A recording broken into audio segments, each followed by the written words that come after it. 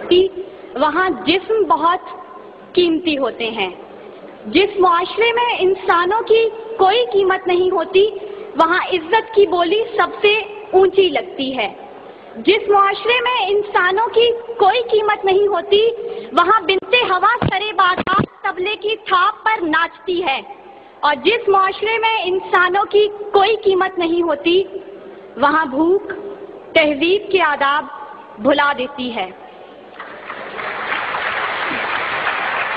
یہاں ہوس کے پجاری سیاہ راتوں میں سفید جسموں کا جیون سیاہ کرتے ہیں، یہاں پہ ناچتے پیروں کی تھاپ بکتی ہے، یہاں پہ جاگتی آنکھوں کے خواب بکتے ہیں، یہاں پہ پھول سے ہونٹوں کی پیاس بکتی ہے، یہاں پہ جسم ہے بکتے شباب بکتے۔ عالی وقار بھوک 2 وقت کی روٹی کے عوض بنت ہوا کو ابن آدم کی ہوس کا نشانہ بننے پر مجبور کر دیتی ہے، لیکن کہیں کوئی قیامت نہیں اترتی۔ 14 سالہ بیرا اپنی عصمت لٹانے کے بعد جان سے بھی ہاتھ دھو بیٹھتی ہے، لیکن کہیں کوئی قیامت نہیں اترتی۔ تھر کی جلتی ریت پر ننگے پاؤں چلنے والی قوم کا صدر اسلام آباد کی سڑکوں پر مرسیڈیز میں سفر کرتا ہے، لیکن کہیں کوئی قیامت نہیں اترتی۔ بلوچستان کی خشک سالی پر ایئر کنڈیشن کمروں میں منرل واٹر پی پی کر غور کیا جاتا ہے، لیکن کہیں کوئی قیامت نہیں اترتی۔ یہ شاہراہیں اسی واسطے بنی تھیں کیا کہ ان پر دیس کی جنتا سسک کر مرے؟ زمینیں کیا اسی کارن اناج اگلا تھا کہ نسل آدم و حوا بلک بلک کر مرے؟ ملے اسی لیے ریشم کے ڈھیر بنتی ہیں کہ دخترانے وطن تار تار کو ترسے؟ چمن کو اسی لیے مالی نے خون سے سینچا تھا کہ اس کی اپنی نگاہیں بہار کو ترسیں۔ عالی وقار یہ ہے اسلامی جمہوریہ پاکستان، جہاں ہر کوئی اپنی دھن میں مگن ہے، سر کھجانے کی فرصت نہیں، دائیں بائیں کی فکر نہیں، ہر شخص بھوکا ہے۔ کوئی اقتدار کا طالب ہے تو کوئی شہرت کا بھوکا، کوئی دولت کا پرستار ہے تو کوئی پیٹ کا بھوکا، کوئی بھنگ کے ایک پیالے کے عوض اپنا سب کچھ نچھاور کرنے پر آمادہ تو کوئی طاقت کا بھوکا۔ کہت الرجال بڑھتا چلا جا رہا ہے، تہذیب و تمدن کے پیمانے ٹوٹ پھوٹ کا شکار ہو کر وقت کی ناقدری کا گلہ کر رہے ہیں۔ ہم زوال کی آخری حدوں کے بھی آخر پر پہنچ چکے ہیں۔ انصاف مہیا کرنے والے ادارے سسک کر دم توڑ رہے ہیں۔ ہر طرف سے ایک ہی پکار سنائی دیتی ہے، بھوک تہذیب کے آداب بھلا دیتی ہے۔ عالی وقار سنیے، اگر آپ سن سکتے ہیں کہ جب بوڑھے پروفیسر کو 6 ماہ تک پینشن نہ ملی تو اپنی کن پٹی پر پستول رکھ کر بولا تھا، میرا پاکستان ہے یہ تیرا پاکستان ہے۔ سنیے اگر آپ سن سکتے ہیں جب تسنیم سولنگی بھوکے کتوں کا نوالہ تر بنی تو بولی، پڑے ہیں گم کٹہرے عدالتیں چپ ہیں۔ سنیے اگر آپ سن سکتے ہیں جب مزدور شام کو خالی ہاتھ گھر لوٹا تو اپنے بچوں سے نظریں چراتے ہوئے بولا، ہے تلخ بہت بندائے مزدور کے اوقات۔ سنیے اگر آپ سن سکتے ہیں کہ وزیر اعظم کی کھلی کچہری میں خود سوزی کرنے والا شخص بولا تھا، میں بھی پاکستان ہوں تو بھی پاکستان ہے۔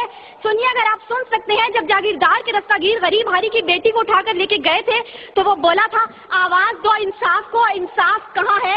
سنیے اگر آپ سن سکتے ہیں کہ ڈما ڈولا کے بے گور و کفن لاشیں چلا چلا کر کہہ رہے ہیں، نوید دو انسان کو کہ انسان مر گیا۔ سنیے اگر آپ سن سکتے ہیں ڈاکٹر عافیہ صدیقی آج بھی سراپا سوال ہے، ذمہ دار کون؟ سنیے اگر آپ سن سکتے ہیں لال مسجد کے شہداء کہہ رہے ہیں، پاک فوج تو زندہ باد۔ اور سنیے اگر آپ سن سکتے ہیں جب بے روزگار باپ نے اپنی 3 جوان بیٹیوں کو موت کے گھاٹ اتارا تھا تو بولا تھا، عجب رسم ہے چارہ گروں کی محفل میں، لگا کر زخم نمک سے مساج کرتے ہیں، غریب شہر ترپتا ہے ایک نوالے کو، امیر شہر کے کتے بھی راج کرتے ہیں۔ عالی وقار بھوک تہذیب کے آداب بھلا دیتی ہے۔ غربت سے مجبور لوگ اپنے بچے بھون کر کھا جاتے ہیں، اپنے گردے اور آنکھیں بیچ ڈالتے ہیں، اپنی 8 سالہ بچیاں دلالوں کے حوالے کر دیتے ہیں، اپنے خاندان کے ساتھ آگ میں کود جاتے ہیں، دریاؤں سمندروں میں چھلانگیں لگا دیتے ہیں، پنکھوں کے ساتھ لٹک جاتے ہیں، ٹرین کی پٹری کے آگے لیٹ جاتے ہیں۔ غربت، ظلم اور مہنگائی سے مجبور لوگ اپنے معصوم بچوں کے گلے کاٹ دیتے ہیں۔ عالی وقار صدارت، وزارت اور عمارت کے بھوکے تہذیبی اقدار کو پامال کر دیتے ہیں. کبھی تو چند کھوٹے سکوں کے عوض قوم کی بیٹیوں کو بیچ ڈالتے ہیں، تو کبھی مساجد کا تقدس پامال کرتے ہوئے انہیں لہو رنگ کرتے ہیں، اور کبھی اپنی ہی عوام سے کہتے ہیں میں تمہیں وہاں سے نشانہ بناؤں گا کہ تمہیں پتہ بھی نہیں چلے گا. جب لوگ یہ کہتے ہیں خدا دیکھ رہا ہے، میں سوچنے لگتا ہوں کیا دیکھ رہا ہے.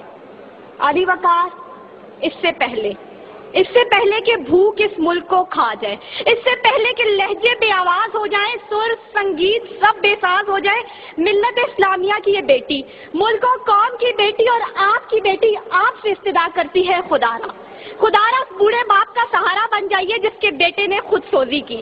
خدارا اس عورت کے آنسو پوئنٹ ڈالیے جس کی بیٹی جاگیردار کی ہوس کا نشانہ بنی. اور خدارا ان معصوم بچوں کے سر پر دستے شفقت رکھیے جن کا باپ پولیس مقابلے میں مارا گیا. ان اشعار کے ساتھ ہی موضوع زیر بحث سمیٹتی ہوں. ستم ظریفی وقت نے کلیوں کی نزاکت کو، دلوں کی محبت کو اس طرح سے مسئلہ ہے، اس طرح سے کچلا ہے کہ زندگی اذیت ہے اور سانس کی بھی قیمت ہے. کس کا ہاتھ ہے جو خون سے رنگا نہیں، کس کا گریباں ہے جو گرفت سے بچا نہیں. صدائے موت آتی ہے شہر بھر کی گلیوں سے، خون کی بو آتی ہے پھولوں اور کلیوں سے. شکریہ.